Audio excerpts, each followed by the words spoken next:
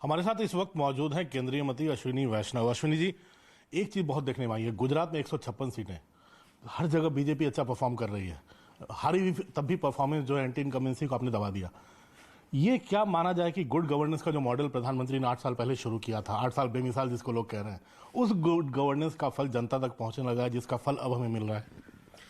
आपने एकदम सही कहा। प्रधानमंत्री श्री नरेंद्र मोदी जी ने देश में एक ऐसा गुड गवर्नेंस का मॉडल दिया है जिससे जन साधारण को, देश के बिल्कुल साधारण नागरिकों को एक भरोसा आया, एक व्यवस्था में भरोसा आया है कि उनके जो हक हैं वो ट्रांसपेरेंटली, सुविधाजनक तरीके से, बिना करप्शन के उनको अपने हक मिल सकते हैं। देखिए, प्रधानमंत्री जी ने कैसे इस व्यवस्था को खड़ा किया। केंद्र में रखा साधारण नागरिक को और सारी व्यवस्थाएं बनाई उसके चारों तरफ। 45 करोड़ जनधन अकाउंट खोले, 135 करोड़ आधार से, डिजिटल आइडेंटिटी से उसको सीड किया, यूपीआई का सिस्टम बनाया। इस सिस्टम से आज अब तक 26 लाख करोड़ रुपए सीधे साधारण नागरिकों के खाते में पहुंच चुके हैं। याद कीजिए वो दिन जब प्रधानमंत्री राजीव गांधी जी ने कहा था 1 रुपया दिल्ली से भेजो, 15 पैसे पहुंचता है, 85 पैसे कोई और खा जाता है। आज 1 रुपया भेजते हैं मोदी जी, पूरा का पूरा 1 रुपया अकाउंट में पहुंचता है साधारण नागरिकों के। अश्विनी सर, एक बड़ा महत्वपूर्ण विभाग है डिजिटल, और प्रधानमंत्री डिजिटल इंडिया को बहुत कहते हैं। एक क्लिक ऑफ द बटन होता है, लोगों के अकाउंट में सीधा पैसा जा रहा है। कहते हैं यूरोप के कई देश भी इतने ज्यादा नागरिकों को, करोड़ों लोगों को एक साथ ट्रांसफर कर ही नहीं सकते। ये कैसे संभव हुआ? आप तो डिजिटल मंत्री भी हैं। ये इसलिए संभव हो पाया क्योंकि पीएम साहब ने बहुत क्लियरली साधारण नागरिक को केंद्र में रख के उसके चारों तरफ एक सुचारू व्यवस्था बनाने का प्रण लिया, संकल्प लिया और उस संकल्प को सिद्ध भी किया। आज अगर आप देखो, साधारण से साधारण छोटे से छोटे गांव में भी डिजिटल सुविधाएं पहुंचे, उसके लिए 4.5 लाख CSCs हैं, कॉमन सर्विस सेंटर्स है। एक ऐसा नेटवर्क बना है, भारत नेट का नेटवर्क बना है। इस तरह से एक ऐसा नेटवर्क बना है, ऐसी सुविधाएं बनी है जिससे कि आम नागरिक को ये सुविधाएं मिल सके। कई एग्जाम्पल्स हैं। एक एग्जाम्पल अगर आपके सामने रखें डिजिटल का, गुड गवर्नेंस में डिजिटल का रोल, उसमें कोविन एक ऐसा प्लेटफॉर्म बना जिससे 216 करोड़ वैक्सीनेशन दिए गए एक छोटे से पीरियड में, 1 साल और 10 महीने के पीरियड में। बड़े बड़े पावरफुल रिच कंट्रीज भी आज भी वैक्सीनेशन के लिए स्ट्रगल कर रहे हैं। तो ये जो गुड गवर्नेंस का मॉडल मिला है, साथ ही साथ ट्रांसपेरेंसी लाए। बहुत सारी ऐसी चीज़ें थी जो कि नागरिकों को अपने काम करने से रोकती थी। आज इनकम टैक्स के असेसमेंट फेसलेस हो गए हैं। रिफंड के लिए इधर उधर दौड़ना नहीं पड़ता, ऑटोमेटिकली रिफंड आ जाता है।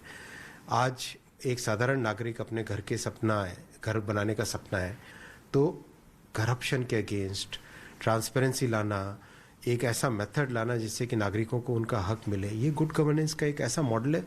आप देखिए ना, 1500 के आसपास कानूनों को हटाया गया, 20,000 के आसपास कंप्लायंसेस ऐसी थी जिसका कोई मूल्य नहीं था, केवल कुछ चंद ऑफिसर्स को उससे फायदा होता था और किसी को फायदा नहीं होता था, उन सबको हटा दिया गया। तो लोगों के जीवन में एक बड़ा परिवर्तन आए, लोगों के जीवन में एक सस्टेनेबल डेवलपमेंट वाली बात आए, वो है गुड गवर्नेंस का रिजल्ट। और लोग उसी में फेथ दिखा रहे हैं, शॉर्टकट की पॉलिटिक्स में फेथ नहीं दिखाते। कितना मुश्किल होता है इस गुड गवर्नेंस को अपने अपने मंत्रालयों में इंप्लीमेंट करना, क्योंकि जो जकड़न, जो शिथिलता सालों से, 70 साल की शिथिलता थी, उसको दूर करना इस गुड गवर्नेंस मॉडल से। आपने सही कहा, कठोर डिसीजंस प्रधानमंत्री जी लेते हैं, पराकाष्ठा, परिश्रम की पराकाष्ठा वो करते हैं और उसका प्रभाव पूरे देश भर में आज दिखाई भी देता है। आज पीएम साहब खुद हर महीने बड़े प्रोजेक्ट्स के एग्जीक्यूशन पे, प्रगति के प्लेटफॉर्म पे स्वयं रिव्यू करते हैं।